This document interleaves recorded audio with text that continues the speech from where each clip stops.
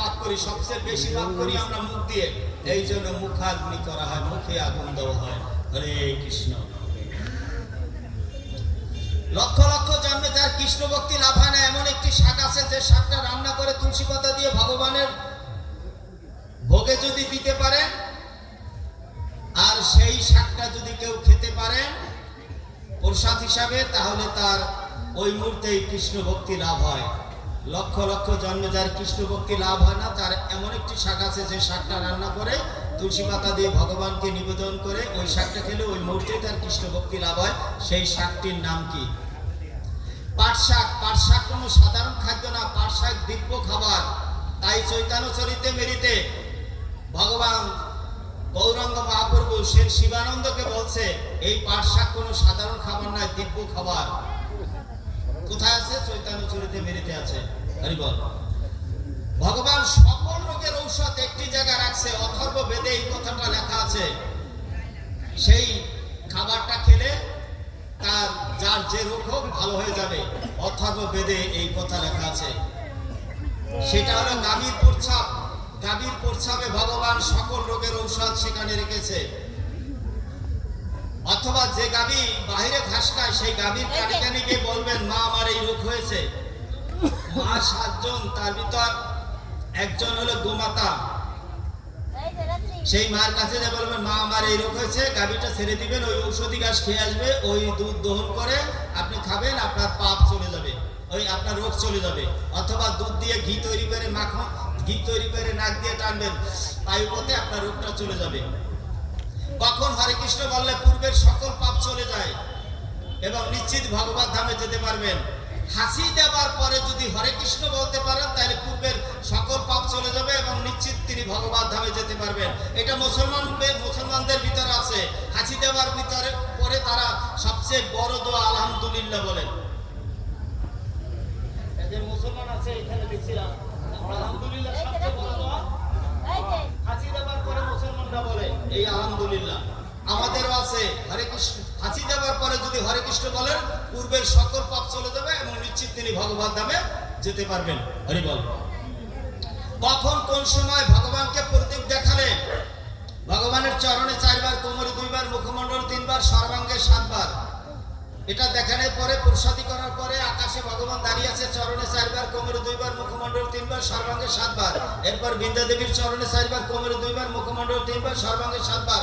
যদি কেউ দেখাতে পারেন, সেই সময়টা কিন্তু এখন আজকের আছে, এরপরে আর নাই। এই দামোদর মাস, এই কার্তিক মাস হলো সেই সুযোগটা। এটা যদি কেউ দেখাতে পারেন, তার বংশে যত লোক আছে, ওই বংশে যত গত হয়েছে, ওই বংশে যত আসবে, সব ভগবত ধামে যেতে পারবে। স্কন্দ পুরাণে, ব্রহ্মবৈবর্তন পুরাণে, নারদীয় পুরাণে, পদ্ম পুরাণে, গরুর পুরাণে এই সব কথা লেখা আছে। এই মাসে যদি নৌকা বা জাহাজ তৈরি করে নদীতে বা সাগরে ভাসাতে পারেন, তার বংশের লোক নরকে গমন করে না। আজকের দিন আছে, এরপর আর নাই। আজকের এই শেষ দিন, কালকের সেই দামোদর অনুষ্ঠান করবে সবাই। পরিবার কখন উলুধ্বনি দিলে বাবার কুল 7 কুল, মার কুল 7 কুল, স্বামীর কুল 7 কুল, 21 কুল ভগবত ধামে যেতে পারে। রথযাত্রায় জগন্নাথ, বলদেব, সুভদ্রা দেবী আসতেছে রথে চড়ে। এই রূপ দর্শন করে যদি কোনো মাতাজি উলুধ্বনি দিতে পারেন, তাহলে বাবার কুল 7 কুল, মার কুল 7 কুল, স্বামীর কুল 7 কুল, 21 কুল ভগবত ধামে যেতে পারে। যার তীর্থে যাবার মতো সামর্থ্য নাই, গায়ে শক্তি নাই, তিনি স্নান করে তিলক ধারণ করে যদি গাভীর চতুর্পাশে ঘুরে গাভীকে প্রণাম করতে পারেন, তাহলে কোটি কোটি জন্মের পাপ চলে যাবে এবং এই জন্মেই সে ভগবত ধামে চলে যেতে পারবেন। এভাবে 11,500 জানি, আপনাদের তো শোনার সময় নাই। হরিবল। সবাই ভালো থাকেন, সুন্দর থাকেন। আমি কৃষ্ণের বাড়ি গিয়েছি, এখনো সেখানে 2,500 গাভী আছে। সেই গাভীগুলি এরকম তাকিয়ে থাকে, কৃষ্ণ আসবে, গোচারণে যাবে। সেখানে শত শত বানর আছে কৃষ্ণের বাড়িতে, এখনো বানরগুলো এভাবে অপেক্ষা করতে আছে, গাছে বসে কৃষ্ণ আসবে, মাখন চুরি করতে যাবে। আমি কেশিঘাট গিয়েছি, যেখানে কেশিঘাটে বসে যে কাপড় চুরি করেছে, সেই কেশিঘাট এখনো আছে। সেই বৃক্ষটা, যে বৃক্ষটায় কাপড় তুলে রেখেছিল, সেই বৃক্ষটা এখন আছে। সেই বৃক্ষটা আমি ছোটকালে জানতাম যে তমাল বৃক্ষ না, আমি দেখার পরে দেখি সেটা বট গাছ। ভগবান শ্রীকৃষ্ণ 125 বছরে চির যুবক ছিল, নবীন ছিল, তার সকল লীলা সেরকম।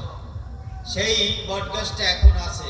বলেন তো কৃষ্ণ সেই গোপ বালিকাদের এই কাপড় চুরি করেছিল না অন্য কিছু চুরি করেছিল? সেই দিন গোপ বালিকার 1 মাস ব্রত পালন করে তারা বলছিল, তারা মনে মনে কল্পনা করছিল নন্দ মহারাজের ছেলের মতো যেন স্বামী পায়, অর্থাৎ কৃষ্ণের সাথে যাতে তাদের বিবাহ হয়, এটা ছিল তাদের অভিলাষ। কিন্তু সেই সব মেয়েদের এই দেহটা ছিল তো দূষিত মাংস, মলমূত্র, কপুষ, রক্ত রস, লোম, গোপমোষ, এরকম একটা দুর্গন্ধের ব্যাগ। এই ব্যাগ তো ভগবান শ্রীকৃষ্ণ গ্রহণ করবে না, এই জড় শরীর, দিব্য শরীর গ্রহণ করবে। তাই ওই দিন কিন্তু এই কাপড় চুরি করে নাই। বুঝতে হবে বিষয়গুলি, ব্রেন খাটাতে হবে। এই কাপড় চুরি করে নাই, দেহরূপ কাপড় চুরি করেছিল। কারণ ওই জড় দেহ চুরি করে দিব্য দেহ করেছে, যাতে কৃষ্ণের সাথে কৃষ্ণ তাদের বিবাহ করতে পারে। এই যে 16,108 জন স্ত্রী কৃষ্ণ বিবাহ করেছে, একজনকেও কৃষ্ণ বিবাহ করে নাই। এই 16,108 জন স্ত্রী, এই মহিলারা কৃষ্ণের সাথে গিয়ে বিয়ে বসছে যে নন্দ মহারাজের ছেলে কত স্বামী চাই। তাই শাস্ত্রে বলছে যেসব নারীরা গণ্ড মূর্খ, নারী জাতির শ্রেষ্ঠ রুক্মিণী দেবী